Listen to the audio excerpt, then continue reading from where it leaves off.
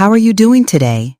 Hey everyone, we are Mind Window, and welcome to our podcast series where we explore the deepest corners of the human experience. We believe in getting to the heart of the matter, giving you new ways to look at the complicated issues we all face in life. So, to truly connect with yourself and the world around you, join us for today's episode. Tell me, Alex, is loving someone with all of your heart the right thing to do, or is it a mistake? The story of Fat Cat has been all over social media recently, sparking intense debate. It's about a 21-year-old gamer, known by his nickname Fat Cat, who fell deeply in love with a 27-year-old woman he met online. For 2 years, he clung to her promise of building a life together. He worked tirelessly as a gamer, grinding day and night, and sent her every penny he earned to buy her gifts, expensive jewelry, designer shoes, new clothes. He even gave her the money to open her own flower shop. Over those 2 years, he sent her a staggering total of over $60,000. To save that much, he lived on an extreme budget, eating the cheapest meals he could find. His favorite food was McDonald's, but he never allowed himself to have it. He even changed his online avatar to a heartbreaking plea. "I don't want to eat vegetables. I want to eat McDonald's." They were in a long-distance relationship for 1.5 years and only met in person twice. She had promised to marry him, but as the time drew near, she started making excuses to break up. Fat Cat desperately tried to save the relationship, but it was hopeless. Overwhelmed by disappointment, he made the tragic choice to give up on everything. In his final moments, he transferred another $9,000 to her and ordered 780 flowers to be delivered to the shop she opened with his money. She probably never knew that the number 780 symbolized the 780 days they had known each other. After his story went viral, people flocked to the bridge where he spent his final moments, leaving flowers and McDonald's meals with heartfelt notes. "I hope in the next life you love yourself more and find someone who truly deserves you." The trend even spread, with some young people in America performing similar symbolic acts in their own cities to show sympathy. But this created a backlash. While feeling compassion for a tragic figure is understandable, these trend-chasing actions began to feel misguided and performative. Many people expressed their frustration with a generation they saw as being more invested in a stranger's drama than in their own lives. To make things even more complicated, it was later revealed that the girlfriend claimed their relationship was more balanced, and that she had even told him to stop sending money and to save for their future together. So, who does public opinion side with now? The truth is, we're not here to decide who was right or wrong, who to blame, or whose side to take. Instead, let's use this story as a mirror to look at ourselves. Let's stop romanticizing the kind of blind devotion that this young man showed. Stop using it as proof that all the good men are gone. And stop sighing and resigning ourselves to the belief that in love, the one who loves more is always the one who loses. So I ask you again, is loving someone with your whole heart, pouring every ounce of your soul into them, right or wrong? First, let's try to define what loving with all your heart even means. According to psychologists, a love that is all in has to be measured on multiple levels. Philosophically speaking, it's about giving your all, your effort, your mind, your soul, and your body. In other words, it's the very definition of true love, the kind of foundation a marriage is built on. To put it simply, we can break it down into 3 aspects: the physical, the material, and the emotional. Loving with all your heart can mean sacrificing or dedicating 1, 2, or all 3 of these aspects to your partner. Picture this, a couple seemingly so happy together. The boyfriend absolutely doted on his girlfriend, treating her like a queen. Then, one day, out of the blue, they break up. The girl, in tears, explains that her boyfriend pressured her for physical intimacy and she wasn't ready. In response, he accused her of not truly loving him, of not loving him with all her heart, and then he dumped her. He told her, "Who even has a platonic relationship anymore? Love without intimacy isn't love, it's just a friendship." A few days later, she texted him, wanting to get back together, and you can probably guess what happened next. That young woman was completely manipulated by the very belief in loving someone with all her heart. Let me tell you about another couple. The girlfriend knew, she absolutely knew her boyfriend was seeing other girls on the side, but she stayed. It was like she had become a puppet on a string, completely dependent on him. Her entire world revolved around him. If he said stand, she stood. Sit, she sat. She'd talk back to her parents in a heartbeat, but she wouldn't dare say a single word against her boyfriend. Every time she did something wrong, he'd threaten to leave. And every time, she would panic, begging him to stay, and then cry to her best friend, saying, "He was my first. I just feel like my whole life is tied to him now. I love him with everything I have. I would sacrifice anything for him. If he ever left me, I think I would just die."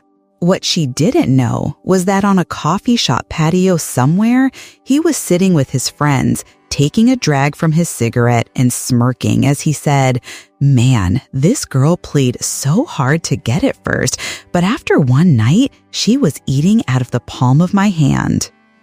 Or maybe you've heard a story like this one, the kind that's become all too common online. The boyfriend is working multiple jobs, just grinding away to pay for his girlfriend's entire life. She, on the other hand, didn't have a job, spending her days doing her makeup, ordering takeout, and constantly buying designer bags and shoes, all so she could post pictures and show off her luxurious lifestyle to her friends. When she wanted something, she'd be the sweetest person you've ever met, making all sorts of promises. And he'd be on cloud 9, completely smitten.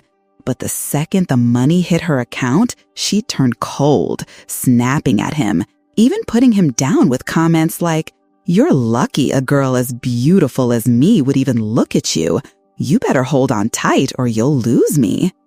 So, would you call these stories love? It feels more like a blind, desperate attachment, doesn't it? A foolish kind of love. But here's the thing, it is still a form of love, just a twisted and unhealthy one. Psychologists explain this kind of obsessive attachment as a desperate need to find someone to love, driven by a deep-seated fear of being alone or rejected. This condition affects an estimated 3 to 10% of the population. People in this state become unrealistically dependent on their partner. They're constantly terrified that the person will leave them, they can't stop thinking about them, and they see them as their entire reason for living. So why do people fall into this trap? Why do we love so blindly? According to psychologist Dr. Helen Carter, there are 2 main reasons. First, people who struggle with a low sense of self-worth are more susceptible to this kind of obsessive love. Back in 1981, a psychologist named William Swan proposed something called self-verification theory. Basically, it says that we all have a deep need for others to see us the way we see ourselves.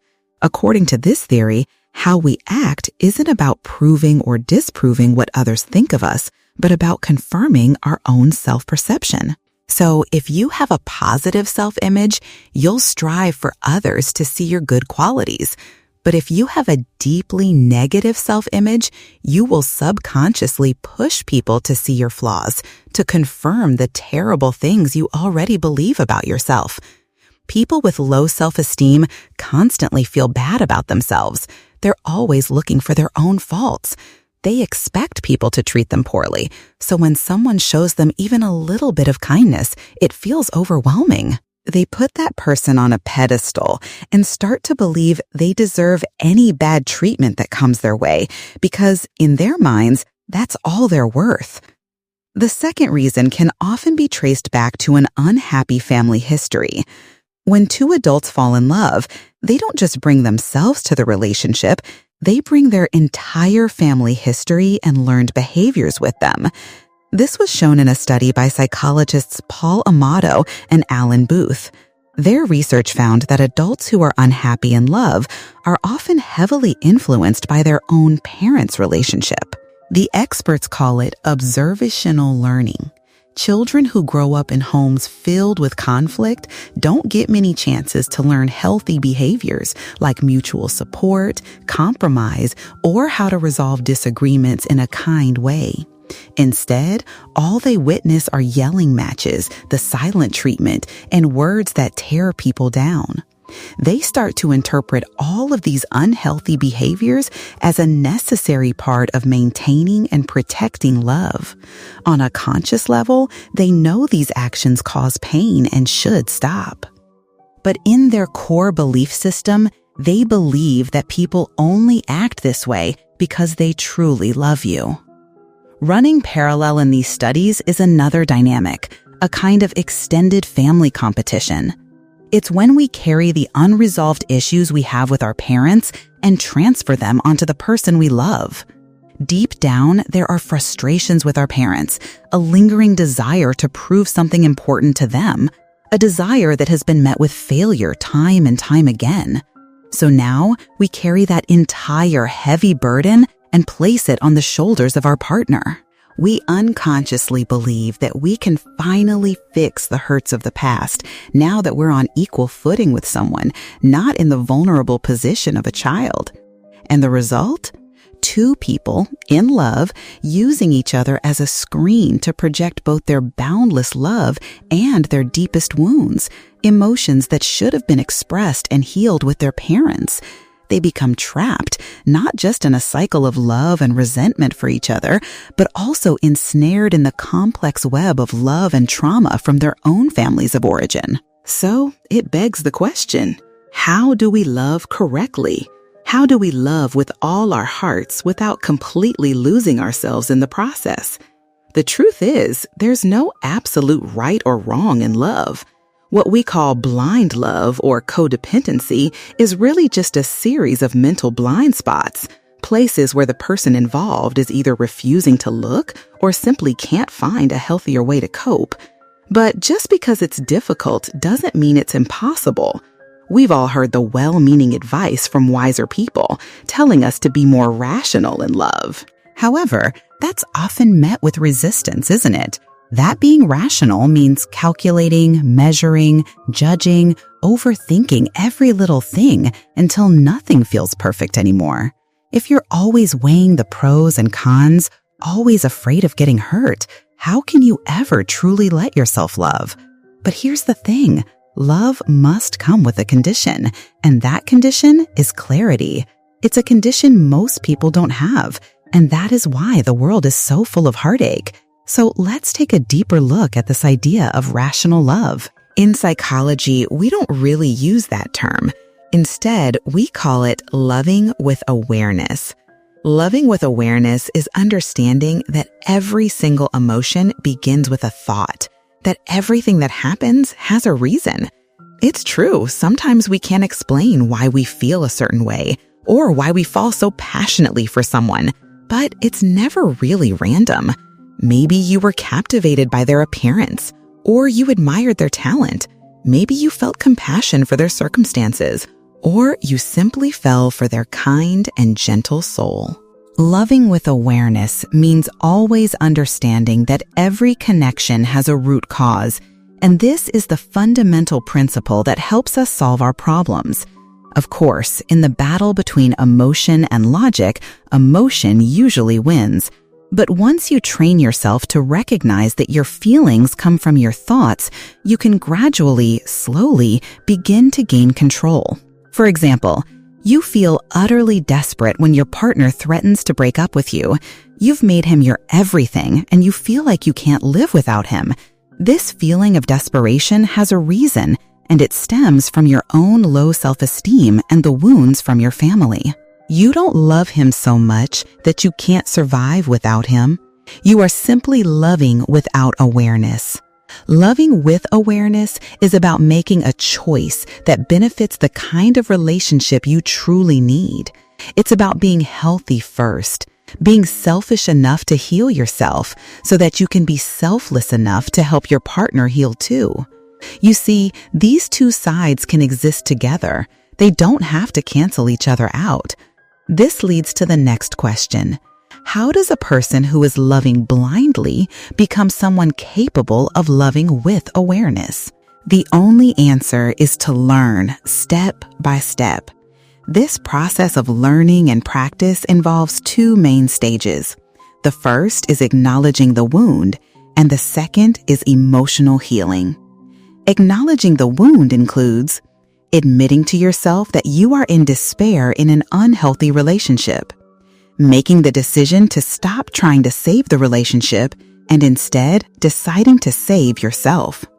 Seeking emotional support from the outside. This could be from family, a trusted best friend, an experienced mentor who knows how to listen, or professional help from a therapist or counselor. Giving yourself private space to reflect, which may mean temporarily stopping contact with your partner. Taking a break from a toxic relationship helps you focus all your energy back on yourself. This period of reflection can revolve around a few key themes. Compare your general mood. Was it better or worse before and after you entered this relationship? What warnings did the trustworthy and loving people in your life give you about this relationship?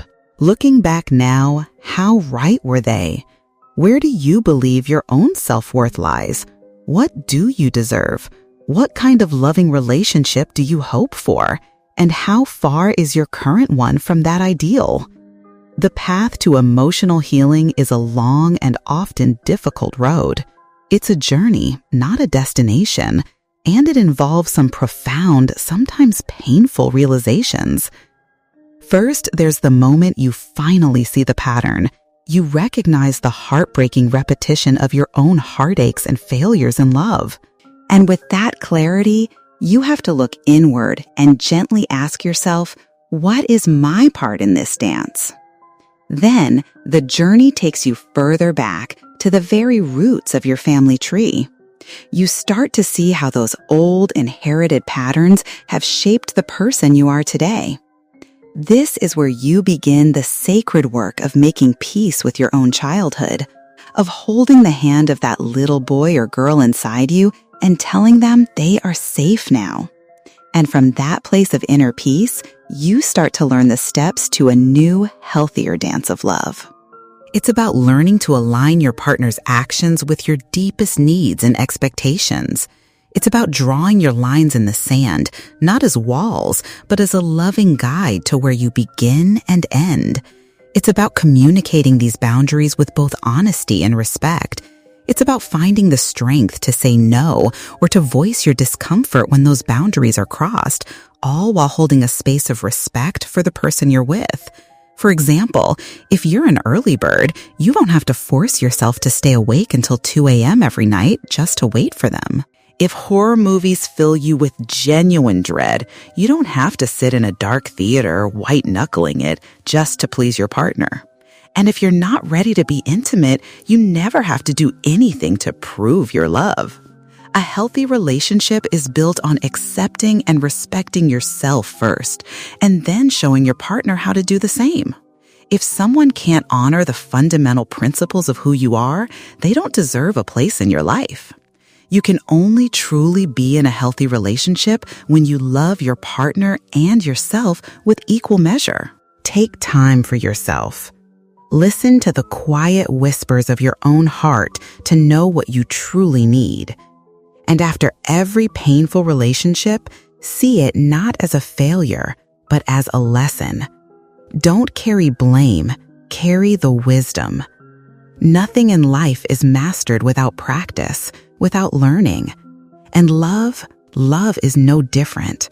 To me, loving with all your heart isn't about emptying yourself out, sacrificing every piece of who you are for someone else.